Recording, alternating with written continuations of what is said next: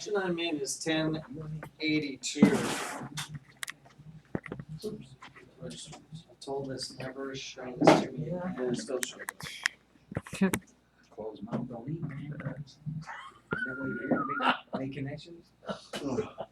If I get you a job and. Okay, basic analysis and troubleshooting. It's a systematic process of recognizing the symptoms of a problem, identifying the possible cause, and locating the failed component or conductor in the circuit. To be proficient at troubleshooting, the technician must understand how the circuit operates and know how to properly use the test equipment. So that's really what we're doing as we're looking at voltages and resistances and current. And then knowing how to operate the meter is a big part of it too. There are many ways in which a system can fail, and to cover all the possibilities is beyond the scope of this course of the text. In most cases, when you use a multimeter, you're going to be verifying voltage. And I say verifying because in most cases, you're already going to know what voltage you're looking for. You're looking at 12 volt, 24 volt systems, 120 volts, and you're just verifying that it's there. You're not going to be splitting hairs trying to determine exactly what voltage is. You're going to say it's a 12 volt system, bang, it swings up to 12. You don't need to eyeball it. You got voltage. Verifying continuity. You might be checking bulbs, fuses. You have a motor. If you got a motor and you put, it's got 2 leads on it, you check resistance and you have no resistance through that motor's no good. So that's really what you're going to be doing with a multimeter is verifying voltages, checking continuity, verifying that you have a ground. So you can do that by going to a piece of equipment chassis and then to the vehicle, whether it's an automobile or an aircraft, verifying that you have continuity through your ground. Before starting discussion on basic circuits and troubleshooting, the following definitions are given. These should have been early on. Short circuit, an unintentional low resistance path between 2 components in a circuit or between a component, conductor, and ground. It usually creates high current flow which will burn out or cause damage to the circuit, conductor, or components. So that's creating a low resistance path. I used to do TV repair. Sometimes we get TVs in where kids would put coins in the slots. It looked like a great place to put coins. And that coin will fall into a circuit and short. It will create a low resistance path from one circuit to another that was not intended. And it can burn wires, it can burn circuits. Pinching wires, if you ever caught an electrical wire in a door or a piece of equipment, that would be a short. Anytime you get a big spark, that's a short. An open circuit that is a circuit that's not a complete or continuous path. An open circuit represents an infinitely large resistance. Switches are common devices used to open and close a circuit. Sometimes a circuit will open due to a component failure, such as a light bulb or a burned out resistor. So that's really what you, yes? So on the Previous? part, yes, in the previous one, what happens if it's shorted on the ground side? If it is now, if it is intended, it's not likely. I wouldn't call it a short. A short, whereas a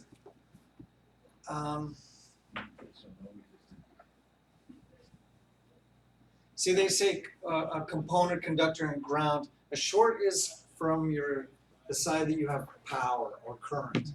So you could have a chassis, and you could have your chassis meaning the box that it's in, and then the structure of the vehicle, aircraft or automobile. That wouldn't be a short because it's already an intended path. You could have another ground, and grounds can be redundant.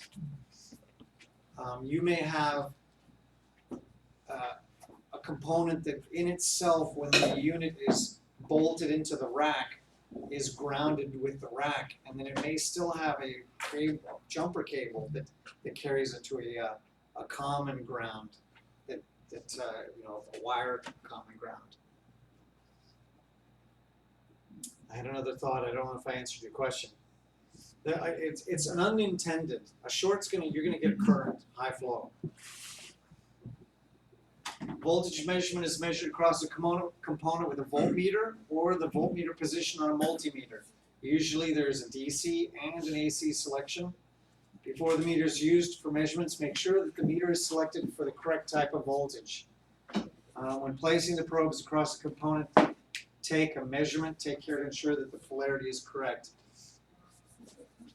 On a digital meter, you don't have to worry about polarity. It'll give you a little minus sign if you've got it backwards. Anytime you connect an analog meter, tap it first. See which way the needle starts to swing.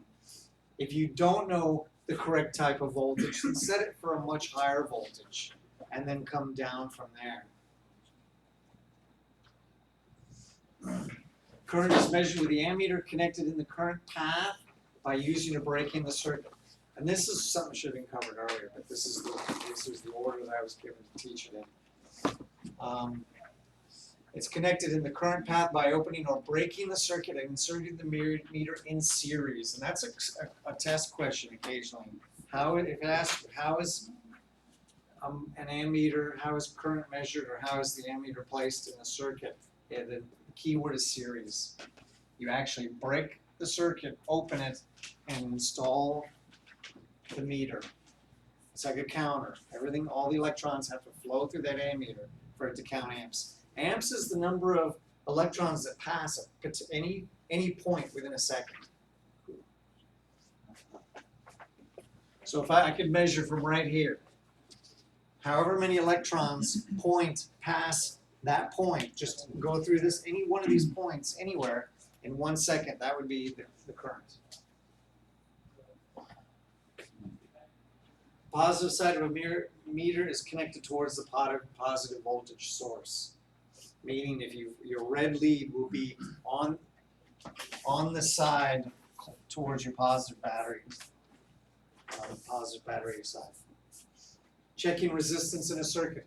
An ohmmeter is used to measure the resistance. The meter must first be adjusted before use.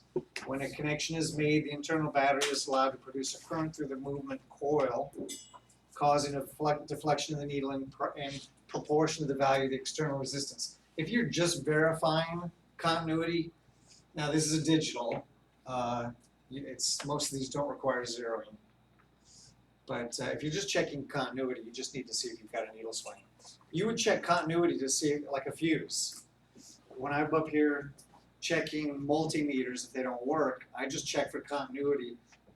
I put the red and black across the fuse, and if I get no movement, the fuse is bad. I don't care the amount of resistance. I'm just verifying that if I get needle movement, there's a pathway, and that fuse is good. Same with the speaker here. I don't necessarily need to know the resistance in there, but when a speaker goes bad, it goes into an open circuit like a light bulb. So just simply seeing any continuity there tells me whether it's good or bad. Same with switches. If we are wiring switches, we want to verify how that switch is working, how it works, or how we want to wire it. Then the ohm meter will tell us if it's open or closed circuit. If there's normally open, there's normally closed. We've got a chapter on switches coming up very soon. So continuity checks. In many cases, the ohm meter is not used for measuring the resistance, and that's what I was just discussing, but simply to check the integrity of a connection from one portion of the circuit to another. If there's a good connection, then the ohm meter will read a near zero resistance or a short, which is, short would be zero resistance. Keep in mind that while any measurement is being taken, contact with the circuit or probes should be avoided. Meaning if you are touching the probes, your body has a certain amount of resistance. It will change your reading if you are actually taking measurement. You see this jumper here. Somebody, I think I may have added, I added this one. Somebody in one of my first class asked me, they wanted to know if this wire was good, but this end of the wire was at the front of the airplane and the other end was at the back of the airplane. It was, how do I check continuity when one end is here and the other end is there? That's what you do here. You do a jumper, maybe the black and the green, you might only be checking the continuity of the green one. But if you double it back, then all you go to the front of the airplane, the opposite end, and you put your meter on the green and the black. And if you get continuity, then they're both good. And what I usually do, and I've had to do that, is I'll pull that out and I'll read it again, because I want to see that now I don't have any continuity. That verifies that I'm in the correct place, and that it's, you know, everything that I expect to happen is happening.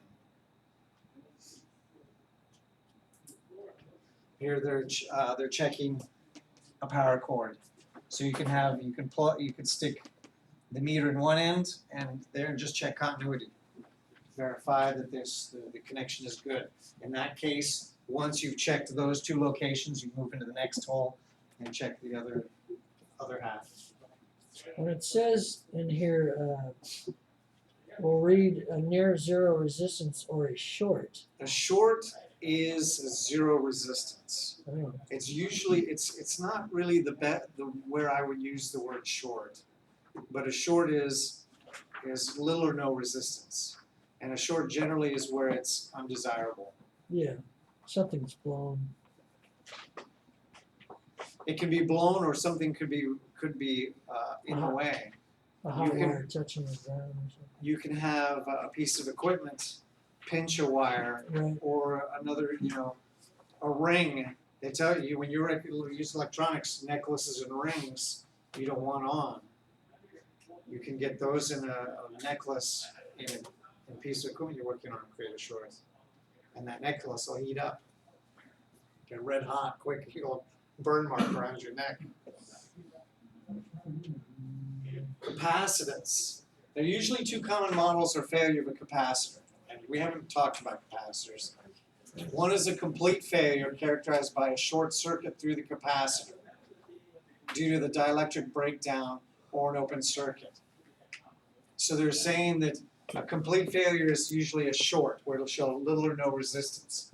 The more insidious failure occurs due to deep degradation, in which there's a gradual deterioration of the capacitor's characteristics. You guys know what a capacitor does? Stores. It stores. It's who's had hydraulics in here? Anyone? No. One. In hydraulics, if you've ever done any plumbing, there's what's called water hammer. If you're familiar with that, have you done plumbing? Where you're running a sink and somewhere in the house you go. That's water hammer. That's water. Liquids don't compress.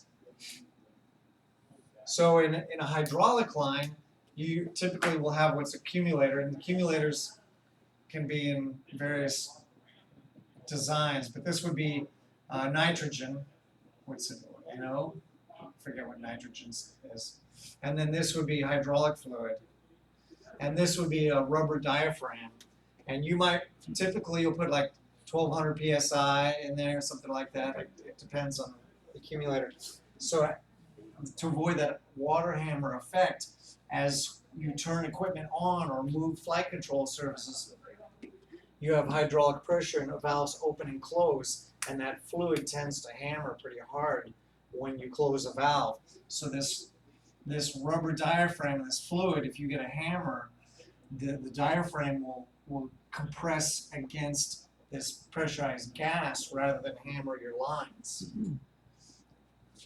So an accumulator can also be in the form, some of them are in a cylindrical piston, where you literally have a rigid piston in there with rings and a nitrogen input.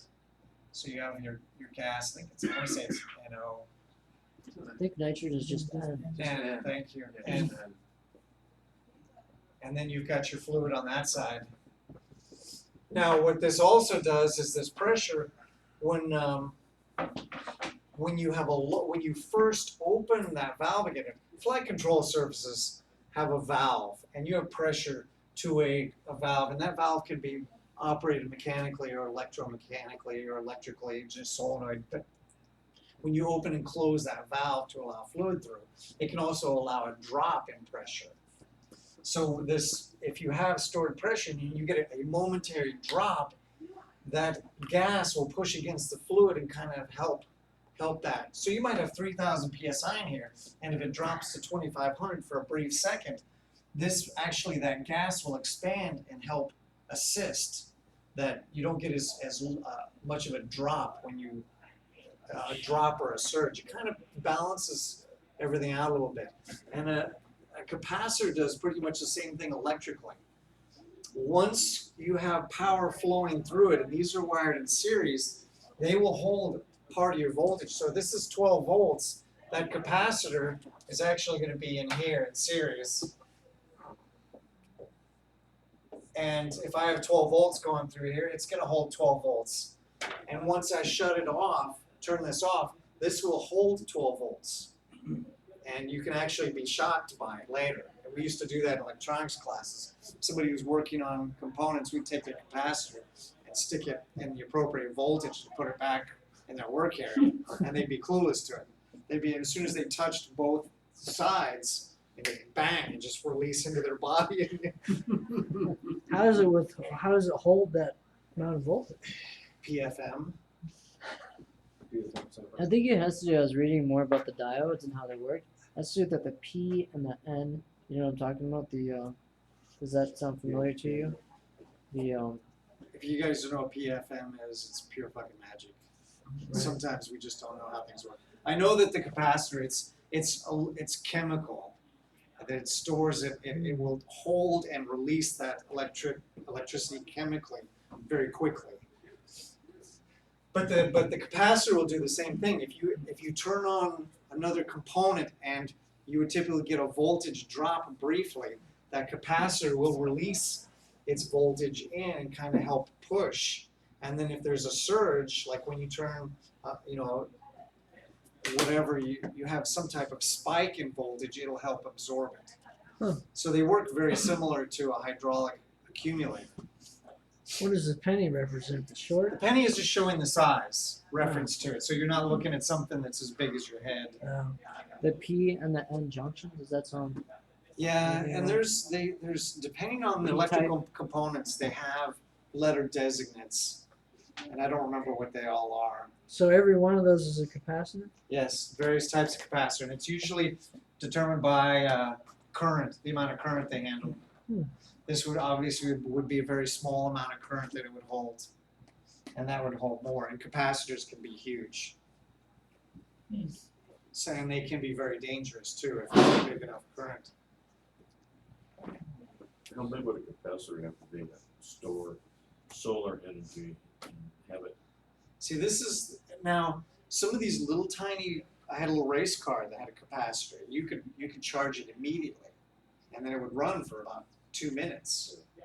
But capacitors, their capacity is not that great, and they're very short-lived. There's no great way to store solar. If there was. My idea would be to have a water tower. And when you have electricity, you pump water into the water tower. And then at night, you allow that water to drain back down and turn your wheel. But I don't know, it'd probably have to be a huge water tower. I It like would it. depend on how much current. I like it. Working on that. Okay, so they talk about capacitors, and I'm not sure we want to go too far into this. Let's see. If a problem is suspected, remove the capacitor from the circuit, check with an ohm meter. You want to check it with your ohm meter, but you want to make sure it's discharged first. More than likely, if you've cut it out of a circuit, you've discharged it. The first step is to short the 2 leads, okay, the capacitor, to ensure that it's entirely discharged, because you'll cook your multimeter. Next, connect the 2 leads across the capacitor to observe the needle movement. At first, the needle should indicate a short circuit. Then the capacitor begins to charge. The needle should move to the left or infinity. So what you do is once you connect to it, it'll go to a short. And even though you're still holding it, the needle will start to drift back down towards the other direction. Because the voltage that little bit of voltage that you're when you're checking for ohms, that capacitor will absorb. So initially, before it has a chance to absorb it, it'll look like a short. It'll look like continuity, and it'll start to drift back, and it should equalize. the capacitor takes its charge from the internal battery of the meter. The greater the capacitance, the longer it will take to charge. If the capacitor is shorted, then the needle will remain at a very low or shorted resistance. If there's some internal deterioration in dielectric, or that's the materials inside, then the needle will never reach a high resistance, but some intermediate value indicating a current. So I don't expect you to be diagnosing capacitors. There's, the one that's in the microwave. There's some appliance stuff that you can do on your own and kind of put the symptoms down and it'll tell you what's wrong. Yeah. If you go into a microwave, I guess you can get hurt. Yeah, If you're not careful. And TVs, the old tube type. That little suction cup thing on the back was like 24,000 volts. Wow. Again, the current, I don't know what the current's gonna be, but that the potential, it was going through a big transformer that was converting it to a voltage that typically is not appreciated by the human body. Nice. I always figured if I were ever in danger, I would get a coat hanger and connect that to the back of that little suction cup and wrap it around the doorknob and just sit and watch TV. Tracing opens with a voltmeter. I haven't looked at this in a while. Okay, so here they're showing a break, and they're tracing an open circuit with a voltmeter. So you can, if the switch is closed and I don't have a light, my fuse is good, and I've checked my voltage here, I can actually move around and find my short, or I'm sorry, find my open. I can put my meter here and start moving one direction. I'm gonna get, if this is 12 volts, I'm gonna get 12 volts and I'm gonna continue to get 12 volts. I can move one, but as soon as I cross my open, it's gonna go to 0. I could also go across my switch. If the switch is closed, but I put my meter across the switch and I get voltage, my switch is bad. You have to remember that the voltmeter reads difference. So if my switch is closed and I put the meter on both sides, there shouldn't be any electrical difference on that switch. So, but if I do get a voltage, that tells me that that switch is not closed. Well, if it's closed, aren't you gonna read what your power source is? Not if my red and black are here. What would Because- you read? 0. Really? The meter between the red and the black, the meter only reads the difference. The difference between these two posts. So if I'm on both sides of this 12-volt battery, the difference between my posts is 12 volts. Uh-huh. If I go to a resistor and I get a voltage drop, that is a true literal voltage drop, and it's different from the front and the back, and the meter will tell you the difference. So you can literally go, and you've done it in lab, you've actually gone both sides of the resistor and read your voltage drop. So on a switch, the only thing it's gonna read is just current. In case it's gonna read nothing. Nothing. So this wire, if I were to put my meter here and here on this wire, Uh-huh. would you expect it to read anything? Well, I thought it would like read current or something. In order to read current, is it series or parallel? Series. Series. We have to literally break the circuit, install the ammeter to get current. So I'm not going to get anything on the wire.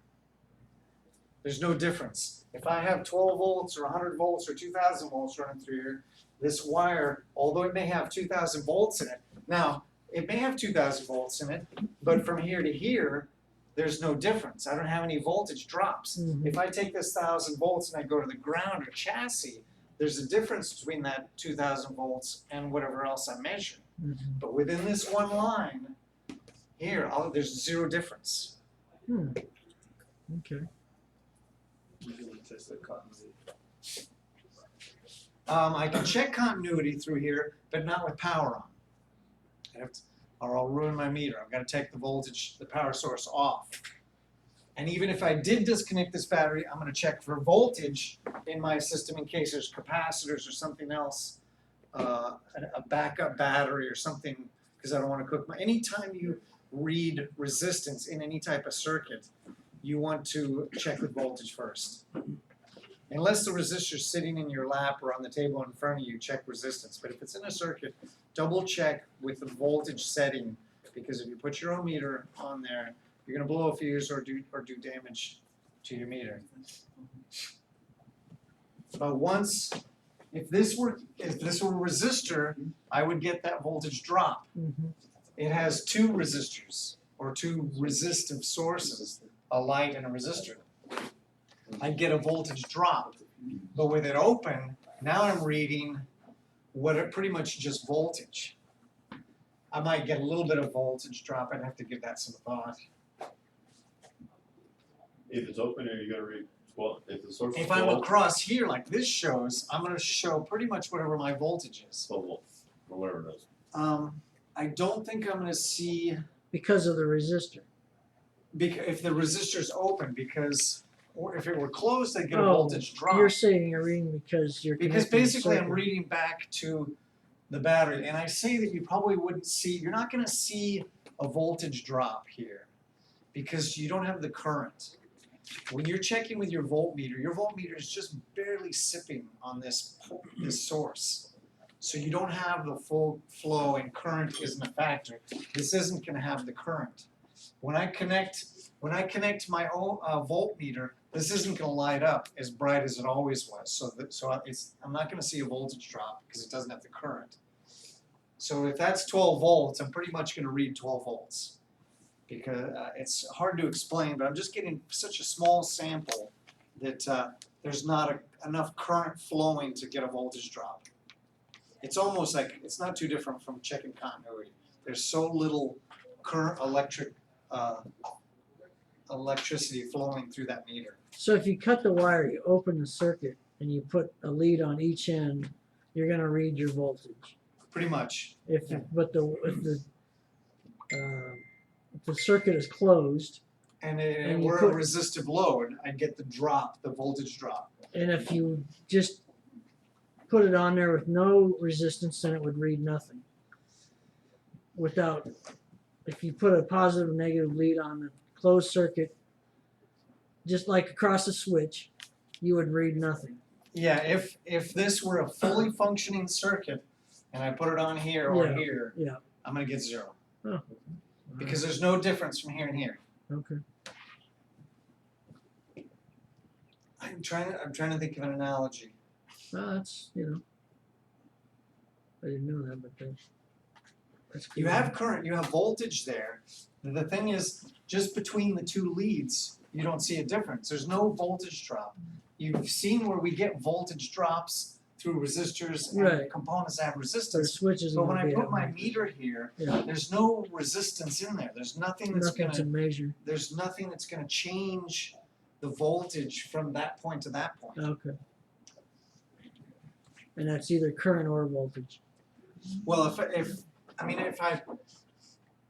I put an ammeter in here, if the circuit is open and that's a break, an ammeter is not going to do anything anywhere else because it has to have current flowing. Mm-hmm. If I were to jam an ammeter in there, this would light up Yeah, if it had a. and it would Right. show me the amperage of that bulb. Uh, But I don't know what that would tell me. I don't know that's probably not the best way to verify whether that's my problem component or not. Yes. So and that break where the voltmeter is, so we're gonna read 12 volts. Yeah, Because pretty it's- much. Yeah, you'll read 12 volts. It's hard for me to explain why you're not going to see a voltage drop, but that voltage drop is based on current with a steady flow. And really the voltmeter is looking at what's going on here with little or no movement of current. It's just enough current to move the needle so you're not getting flow. And if you don't have that flow of current, you're not going to get voltage drops. So really it's just going to see your power source, what's down there, what's available. now, what's it trying to show on the bottom one? What is it trying to So show? what they're showing here is the voltmeter across a lamp in an open circuit. Okay. And you have your break up there. Okay, well, and I'm just looking at this I've got a power supply, I've got a fuse, I've got a switch, I have a break, and I have a light. That voltmeter is gonna read nothing. Yeah, with the brake. Yeah. Right. But if I fix the break, then I'll see a voltage drop. Because of the light. Because it works just like a resistor. When we see resistors in circuits, and we've been studying these on the board with resistors in them, and I'll remind you occasionally, we're not always talking resistors. They might be a motor, they might be a lamp, they might be a heater. They're going to be, when you have a heater or a motor or a lamp or any other component, you can treat it just as though as a resistor does. It's gonna have a certain amount of resistance, it's gonna have a certain voltage drop, it's gonna take a certain amount of current. Really, there's no difference, except the values will be wildly different depending on what you're operating. But as far as the math goes, you handle it the same way. So I guess if they're showing, if we're going around tracing with a voltmeter, if I go around around here and check components, go across the switch, go across this resistor, go across the bulb, go across the fuse, I can check the fuse the same way. If you've got those little push-in fuses, the square ones in your automobile, if you notice they've got a bare wire metal on the top, you can take a voltmeter and go across that. And if that fuse is good, you'll get no voltage. If the fuse is bad, you've got an open circuit, and you'll have a difference. It won't be the same voltage on one side versus the other side. One side will have power to it, and the other side will be essentially a ground, where it goes to the chassis or the backside. That's not going to read anything, is it? If the fuse is bad, Yeah. you'll read voltage. Oh. Because it's open. For the same way you would here, because if it's closed, that fuse is a switch. Right. And if it's intact, you won't see a voltage drop. You can check it with your voltmeter too, but you don't want to make sure you don't have power.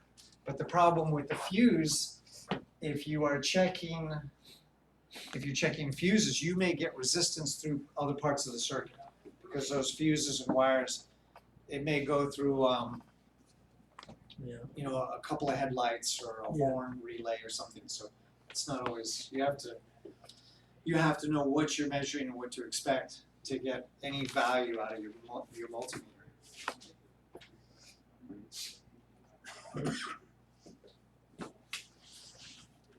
Okay, this one would be a bad thing to do, because the switch is closed. You'll do damage to your own meter doing this. You only do this with that switch open or the battery disconnected. So this drawing is incorrect. I can check for a break. Here I'll get some resistance. This will read like a resistor does. And this would read, I'd read a resistance here, but not with power on.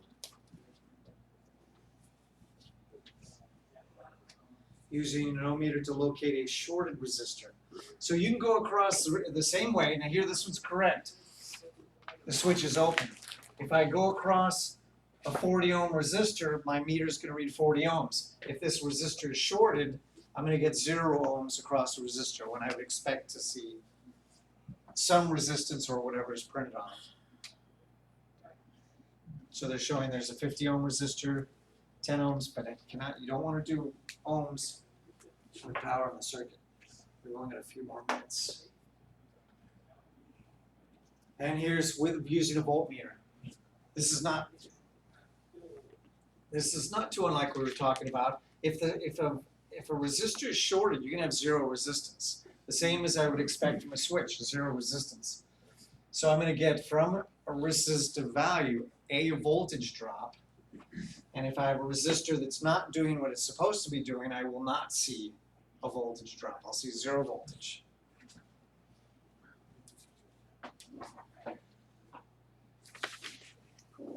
Misleading meter indication. Okay, so power is off, the switch is open, which it's the first thing I looked at when I saw that they're using an ohm meter. You can tell what's wrong here. Why would am I going to read ohms? No. You sure about that? We get 0. I'm parallel to my Oh, you are. 230s. So I'm gonna read 15 ohms here. I have 230s that are parallel, and these two resistors are connected one side of the meter, and those two ends are connected to the other side of the meter. Even though this is open, I'm reading those two resistors in parallel. That meter will read 15 ohms. So in order to prevent that, we open the circuit at least on one end of the resistor. So you may find that you've got a circuit board and you want to check a resistor. You only have to cut one end of that resistor. I think somebody last week or two said, why don't you just remove the whole resistor? You can, but sometimes these components can be very small and tight. So you take whichever end off is the easiest and get your resistance measured, and you can just Now, are you always just, when you say 15 ohms, half of the, you're just cutting half of These are whatever parallel. resistance are? 1 over x, 30 1 over x plus it's 31 15. over x is 15. Oh, okay. So it's 30, you got two 30 ohm resistors in parallel, 15 ohms. Okay.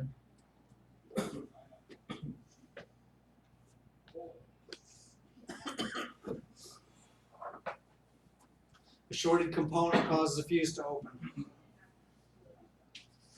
What happens to these other two resistors with this one shorted? Power's going to take the path of least resistance. So if I have a short across this resistor, I'm shorting these two lines, which are basically on both, I'm putting a short from one side of my battery around to the other side of that fuse, and that fuse is going to blow. If I didn't have a fuse, I'm taking the leads from the battery, except they're down here, and I'm touching them together. I'm going to have a fire. The fuse is what prevents that fire or doing damage to my wires. An open in a series portion of a series parallel. Okay, so where my break is anything going to function? One or both or none? None, that's correct. I think that's all they're showing us there. This is the symbol for a fuse. That's my switch over there. Here's a lamp. And that's for that one. And I have you for this class 7 more minutes. I don't have much as far as symbols. You'll be tested on a few symbols. Those are Pendant.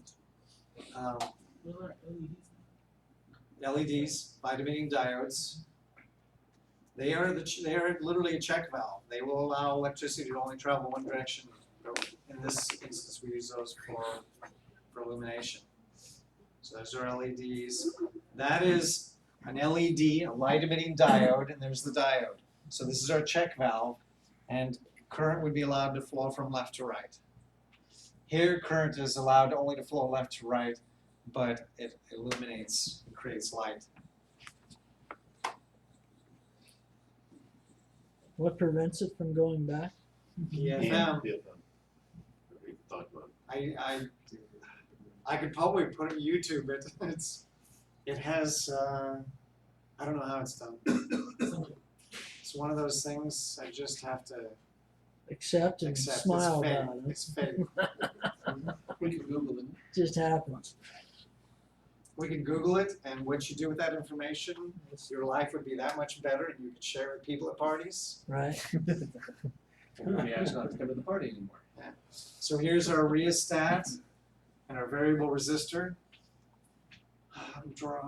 This is our this is our variable resistor, and that's our rheostat. Could you explain one more time what a rheostat is? The rheostat adjusts current, and the variable resistor adjusts voltage. Now the variable resistor is just set. The rheostat you can adjust, right? The variable resistor they're both adjustable. Oh, yeah. Oh, The variable resistor is a resistor that can be varied. oh okay. And a rheostat is like where you see lights, Yeah, dimming you can move volumes. the switch around. Oh, that's right. They just do it differently. One adjusts current, while the other one just adjusts voltage. How, I mean, is the result the same or? No, no. The resistor just simply creates resistance in a series, and the rheostat, it's basically, I mean, if you have a rheostat and you just dim your lights, you just lower it and you dim the lights, but if you have a variable resistor, what would be the difference in the lighting circuit? they both will dim. Usually, I think that when you use one versus the other, it's the amount of current you're using. Like maybe a welder might use probably a rheostat, whereas the lights might use more of a resistance. I'm assuming, my understanding is pure current and the load and the vastness of whatever you're operating. I don't know if I have, I was gonna start to draw a rheostat. Rheostat basically is a parallel circuit.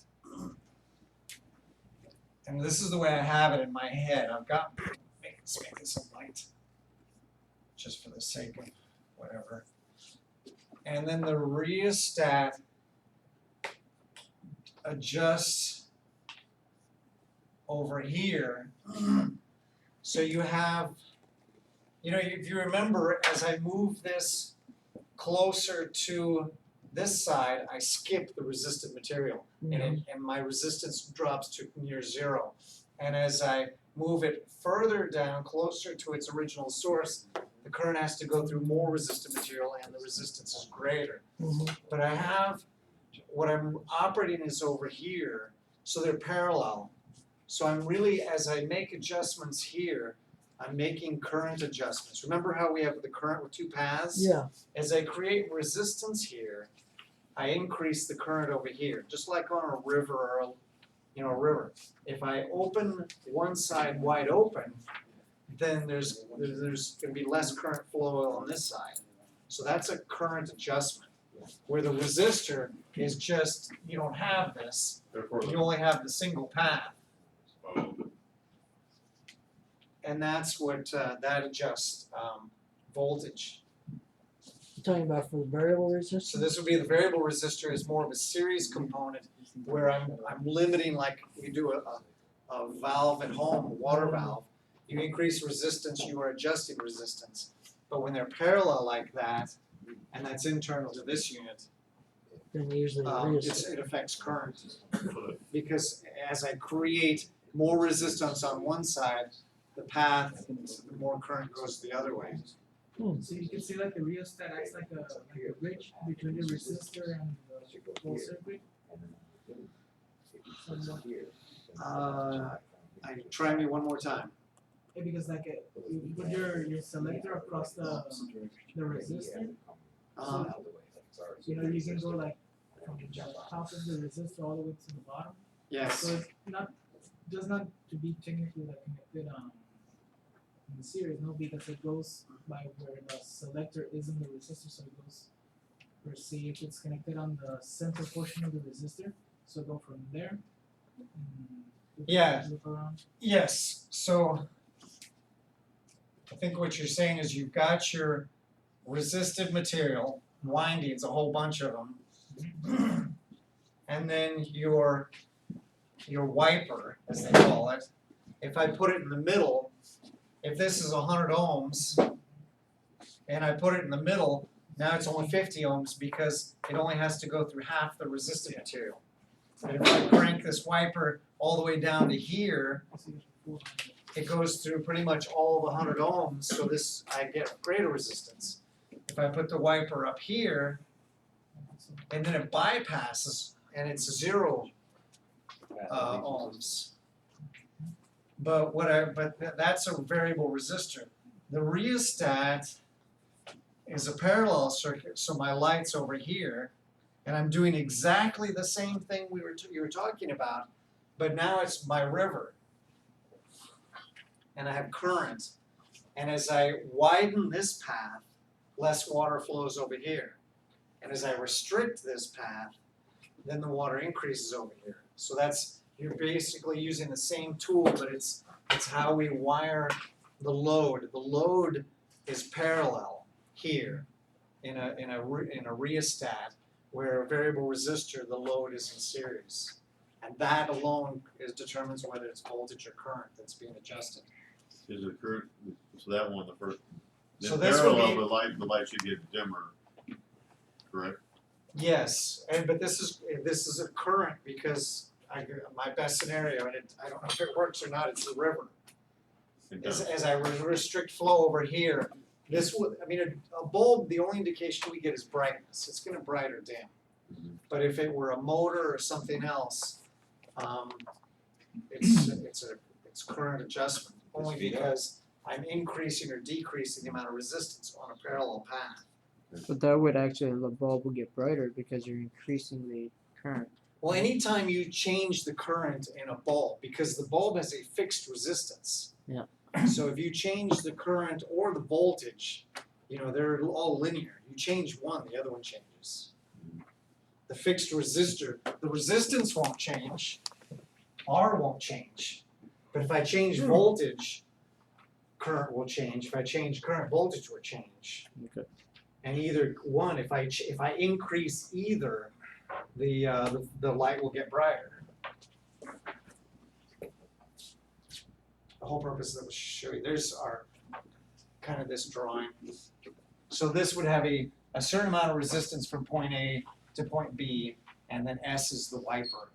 So if this is assuming that we're halfway, it was a 50 ohms from here to here. This shortcuts. It cuts half of it out. That's the rheostat or the variable? That's the resistor? variable resistor. But I mean, the other one works the same way, right? It does work the same Just two way, but different it's circuits. but it's parallel versus series. Right.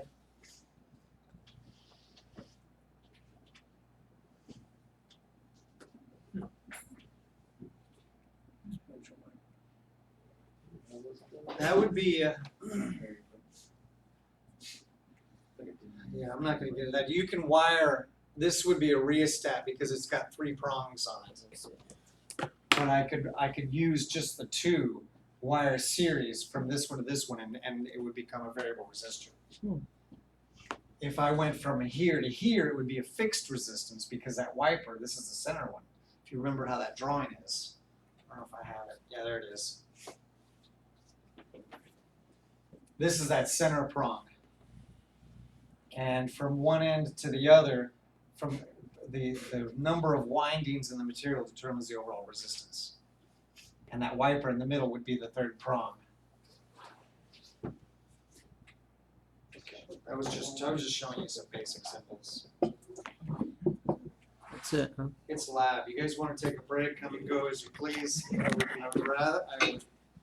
don't want you to disappear, but